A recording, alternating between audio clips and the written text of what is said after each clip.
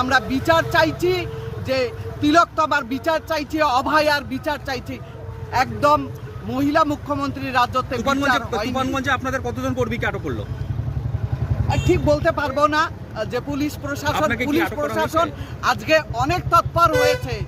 যে কালকে মিছিল করেছে, তারা মিছিল করেছে, যে গণতান্ত্রিকভাবে যে আন্দোলন তাকে দমিয়ে দেওয়ার, তাকে বাধা দেওয়ার চেষ্টা করেছে, কিন্তু তবুও কালকে নবান্ন অভিযান কিন্তু সফল হয়েছে।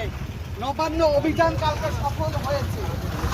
আজকে যে মানুষের কাছে আবেদন জানাচ্ছি যে আপনারা বন্ধ সফল করুন, এবং তিলোত্তমার বিচার চাইছি।